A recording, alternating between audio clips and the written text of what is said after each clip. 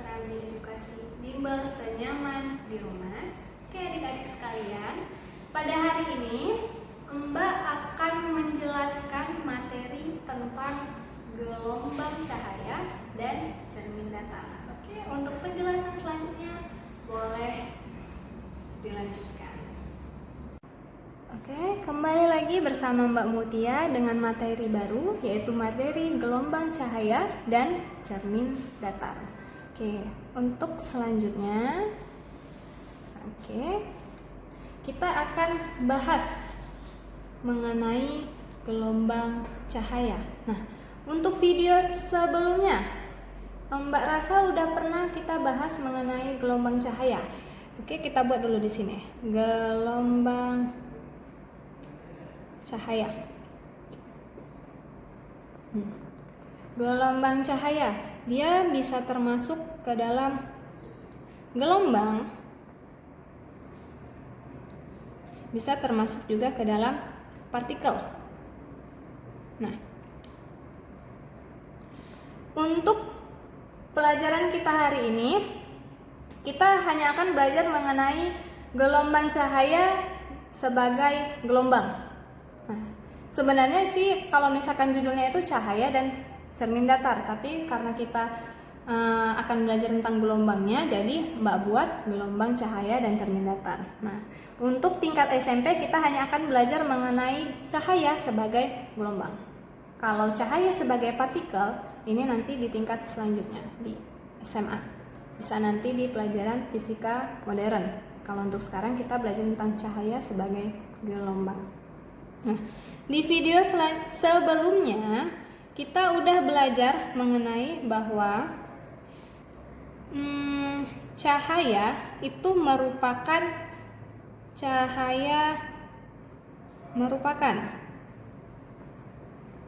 titik dua aja ya, gelombang transversal, dan yang kedua gelombang transversal dan gelombang elektromagnetik. Nah, udah pernah kan kita pelajari di video selanjutnya. Kalau mau lihat penjelasan mengenai gelombang cahaya secara lengkap, itu ada di video sebelumnya. Oke, nah gelombang transversal dan gelombang elektromagnetik. Nah, untuk sifat-sifat dari cahaya itu sendiri, yang pertama itu, nah kalau misalkan cahaya sebagai gelombang itu merupakan getaran yang merambat, berarti cahaya dapat merambat, ya kan? Cahaya dapat merambat. Nah, yang kedua, gelombang termasuk ke elektromagnetik. Nah, dia tanpa melalui perantara. Jadi bisa di sini dapat menembus benda bening.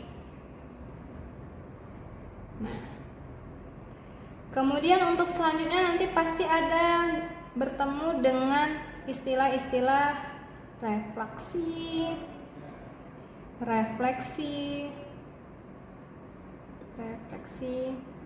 kemudian difraksi.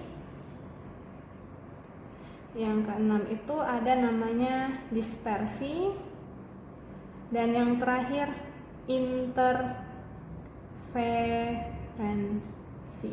Nah, yang ketiga ini refleksi, dapat dipantulkan. Dapat dipantulkan, pemantulan ya, berarti berhubungan sama hukum pemantulan, berhubungan sama hukum Snellius juga. Kemudian refraksi atau refleksi. Di sini dapat dibiaskan. Nah, atau kalau misalkan mau lebih paham, dapat belokkan. Tapi ada ketentuannya. Ketentuannya itu apa? Bila melalui beda media. Nah, contoh paling sederhananya itu kalau misalkan kalian menyediakan air di dalam gelas, kemudian kalian masukkan sendok ke dalam airnya, nanti dilihat seperti sendok yang ada di luar air, kemudian yang ada di dalam air seperti patah. Nah, kemudian itu difraksi. Nah, difraksi itu adalah dapat dilenturkan. Nah, dapat dilenturkan. Ketentuannya itu apa? Bila melalui celah sempit. Nah, kemudian untuk selanjutnya itu dispersi. Dispersi itu dapat diuraikan. Nah, selanjutnya interferensi. Interferensi gelombang berarti gabungan antara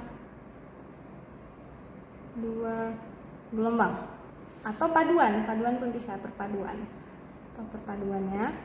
Nah, tapi di sini nanti setelah terjadinya perpaduan antara dua gelombang ini bisa nanti saling menguatkan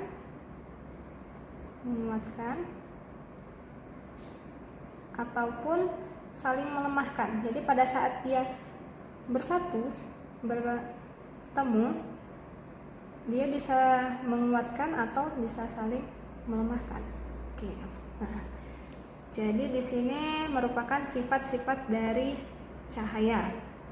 Oke, untuk selanjutnya kita akan mempelajari tentang penerapan dari gelombang cahaya ini dalam kehidupan sehari-hari. Nah, jadi contohnya itu dapat berupa contoh-contoh alat optik. Nah, untuk selanjutnya di sini contoh yang paling sederhana untuk gelombang cahaya atau penerapan gelombang cahaya itu adalah cermin. Nah, untuk cermin itu sendiri nanti itu terbagi atas 3: cermin datar, cermin cekung, dan cermin cembung. Nah, untuk hari ini, penjelasan hari ini kita akan belajar mengenai cermin datar. Nah, jadi apa sih itu cermin datar? Nah, namanya juga datar. Jadi di sini cermin merupakan cermin atau alat optik aja ya, alat optik biar lebih ilmiah. Alat optik yang permukaan cerminnya berbentuk datar. Nah, namanya juga cermin datar. Oke. Untuk selanjutnya kita akan belajar mengenai sifat bayangan cermin datar. Nah, sifat-sifat bayangan cermin itu nanti untuk selanjutnya baru kita pelajari lebih apa ya. Tapi ini biar Mbak buat sifat-sifat bayangan cermin datar. Yang pertama sekali itu adalah maya. Nah, mengapa maya? Karena nanti bayangannya akan terbentuk di belakang cermin. Nah, kemudian yang kedua nanti tegak. Nah, dia tidak terbalik. Kalau nanti maya itu lawan sifatnya itu adalah nyata. Kemudian nanti kalau tegak lawannya adalah terbalik. Yang dimaksud dengan terbalik itu adalah terbalik antara posisi atas dan posisi bawah. Jadi walaupun di cermin datar ini yang terbalik adalah posisi kanan dan posisi kiri, itu masih disebut dengan tegak. Oke, tegak ya. Kalau dia misalkan malah kebalik antara, misalkan kalau kita bercermin lah di cermin, kan nggak mungkin kepala kamu di bawah, kaki kamu di atas, kan nggak mungkin. Nah, jadi di sini kalau misalkan untuk sifat dari cermin datar itu adalah tegak. Nah, yang ketiga, sama besar.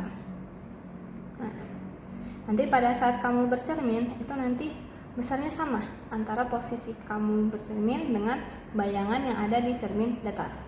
Nah, untuk lawannya itu sendiri dia ada dua macam. Yang pertama itu diperkecil ataupun diperbesar. Nah, kemudian yang keempat, jarak benda dan jarak bayangan nanti sama. Bayangan itu sama. Oke. Nah, kalau di cermin datar, namanya cermin, dia juga termasuk menggunakan hukum pemantulan dari Snellius. Hukum pemantulan.